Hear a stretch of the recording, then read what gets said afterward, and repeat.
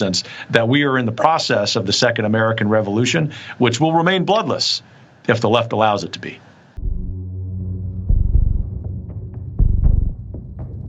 What is Project 2025, and why should you care? Allow me to scare because I care. If you think it can't get any worse, you are wrong. In a second Trump term, Republicans plan to use the late 19th century Comstock Act, a law regulating interstate commerce, to effectively ban abortion nationwide by prohibiting the shipment across state lines of not just abortion drugs, but any tools doctors could use to induce an abortion. In places like California, Ohio, and Kansas, where voters overwhelmingly support reproductive rights and protected it in their states, abortion will become effectively inaccessible. These anti-abortion extremists won't even need Congress to end access to abortion. They also plan to use ways government agencies could reduce the procedure. That's the 2024 national plan. Is that it is an agency by agency instruction booklet for Donald Trump if he were to ever get to office. And it is not a 10-year plan. It is a 180-day plan. 180 days. That's not enough time to throw up a protest. That's not enough time to legislate. That is not enough time to take something to court. It is designed as a steamroller so that Donald Trump could do everything he wants to do as well, thanks to the Supreme Court, on day one. Let's see, you're the executive director for the America First Legal, correct? That's correct. All right, and America First Legal is a member of Project 2025, which is dedicated to creating the playbook for the next conservative administration and what it calls the Project Pillars, correct? We are proud contributors to Project 2025. Okay, and are you familiar with Project 2025's mandate for leadership? In fact, I am. Okay. And in fact, you wrote some of the sections of this mandate related to the DOJ, correct? Sure did.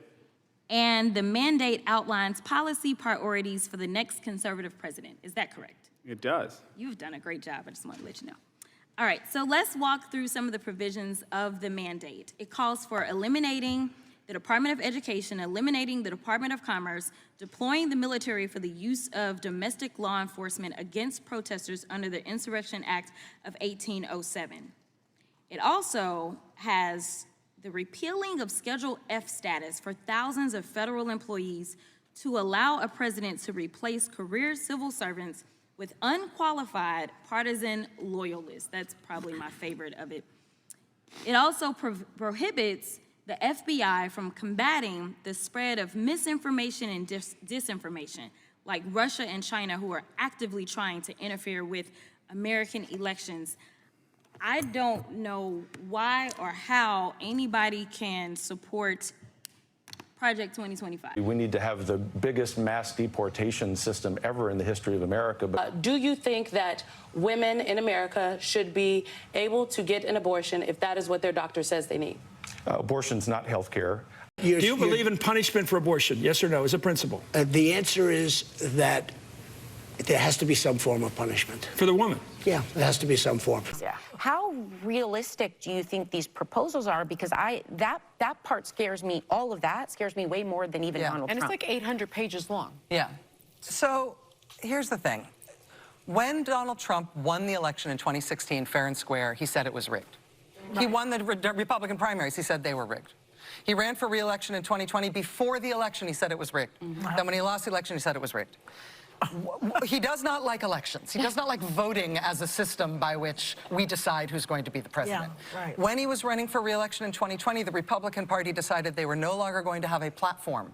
They abolished their platform and said, our new platform is whatever Donald Trump wants, we're for that. That's right. So if you don't stand for anything other than what he wants, you don't vote, you just put him in power. Yeah.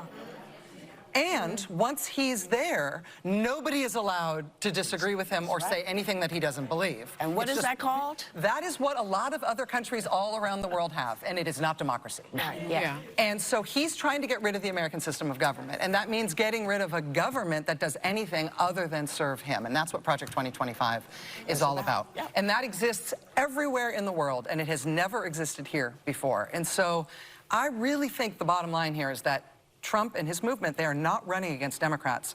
They're running against democracy. Yeah. They're running against the democratic process. They want to radically change the kind of system that we have, the government that we have. Yeah. And we're alive as American citizens in that time, and we're going to be the ones who decide if the American system of government survives. To recap, Project 2025 wants to ban abortion, contraceptives, and IVF, fire 50,000 plus civil servants, disband the Department of Education, abolish the Federal Reserve, deport over 10 million people, build literal concentration camps, give Trump unlimited power over the executive branch, and more.